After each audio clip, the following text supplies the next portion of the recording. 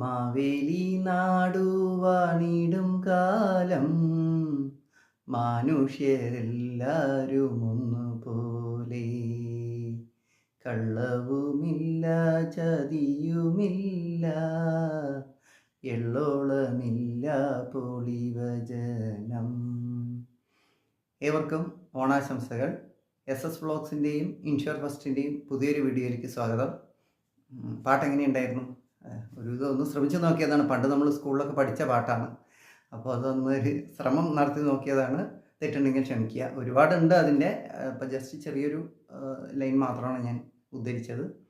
അപ്പം നമ്മൾ ഈ ഓണത്തിന് നമ്മുടെ ഓർമ്മകൾ ഗൃഹാതുരമായി എന്നെ സംബന്ധിച്ചിടത്തോളം എൻ്റെ കുട്ടിക്കാലത്തെ ഓർമ്മകൾ ഒരുപാടുണ്ട്. ഓണം എന്ന് പറയുമ്പോൾ നമുക്ക് കോങ്ങാട് നാട്ടിൻപുറവും അവിടുത്തെ ഓണവും തൊടിയിൽ നടന്ന് പൂക്കൾ പറിച്ചതും, പിന്നെ കസിൻസ് ഓണ സമയത്ത് കസിൻസ് ആരെങ്കിലും വരുന്നതും എന്നെ എല്ലാവരോടൊപ്പം അമ്മമ്മയോടും ഒപ്പം വരുന്നിട്ടൊക്കെ പൂക്കൾ ഇട്ടതും ഓണസദ്യ ഉണ്ടാക്കിയതും, അങ്ങനെ ഒരുപാട് കുട്ടിക്കാലത്തിൻ്റെ ഓർമ്മകൾ എന്ന് പറഞ്ഞാൽ നമുക്ക് ഒരുപാടാണ്. അതൊന്നും ഒരിക്കലും ആ ഒരു 18 വയസ്സ് വരെയുള്ള ഓർമ്മകൾ ഒരിക്കലും നമുക്ക് മനസ്സൊന്നും ഒരിക്കലും മറക്കില്ല.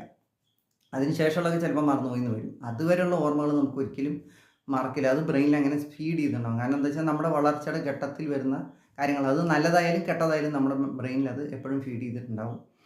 അപ്പോൾ പറഞ്ഞു വന്നത് എന്താ വെച്ചാൽ നമ്മുടെ ഓണം പടിവാതിൽ എത്തിക്കഴിഞ്ഞു.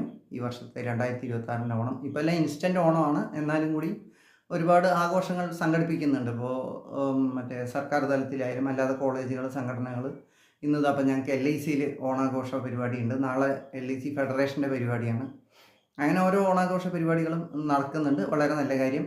ഓണം എന്ന് പറഞ്ഞാൽ തന്നെ ഒരു കൂട്ടായ്മയാണ് അല്ലേ? കൂട്ടായ്മ എന്ന് പറഞ്ഞാൽ നമ്മൾ പൊതുവെ പരസ്പരം സ്നേഹിക്കുക, പരസ്പരം ഒരു ഏരിയയിലുള്ളവരാണെങ്കിലും ഒരു ജോലി സ്ഥാപനത്തിലുള്ളവരാണെങ്കിലും പരസ്പര സ്നേഹവും വിശ്വാസവും അങ്ങോട്ടും ഇങ്ങോട്ടും മനസ്സിലാക്കാനുള്ള ഒരു കഴിവും, അതെല്ലാം മനുഷ്യന് സ്വതവേ ഉള്ളൊരു കഴിവാണ്. അപ്പോൾ അത് അങ്ങോട്ടും ഇങ്ങോട്ടും മനസ്സിലാക്കി നമ്മൾ ആരോടും മത്സരിക്കാതെ, വഴക്കിടാതെ, മത്സരങ്ങൾ ഉണ്ടാവാം, അത് സൗഹൃദ മത്സരമായിട്ടും, അതേമാതിരി നമ്മൾ ആരോടും വഴക്കോ സ്പർദ്ധയോ ഒന്നും വയ്ക്കാതെ എല്ലാവരോടും സ്നേഹമായിട്ട് പെരുമാറുക. നമ്മളെപ്പോലെ തന്നെ നമ്മുടെ ഭൂമിയിലുള്ള മറ്റ് ജീവജാലങ്ങളെയും, ചെടികൾ, പൂക്കൾ, പക്ഷികൾ, മൃഗങ്ങൾ, അങ്ങനെ എല്ലാവരെയും, പൂമ്പാറ്റകൾ മുതൽക്കൊണ്ട് എല്ലാവരെയും നമ്മൾ ഒരേപോലെ സ്നേഹിക്കണം അല്ലേ? അതാണ് നമ്മുടെ ഓണത്തിൻ്റെ സന്ദേശം. എല്ലാവരോടും നമ്മൾ ഒരുപോലെ പെരുമാറണം, എല്ലാവരെയും നമ്മൾ ഒരേപോലെ സ്നേഹിക്കണം, അങ്ങോട്ടും ഇങ്ങോട്ടും സഹായിക്കണം, ഉള്ളവർ ഇല്ലാത്തവർക്ക് കൊടുക്കണം, അങ്ങനെ എല്ലാവരും ഒരേപോലെ ജീവിക്കണം.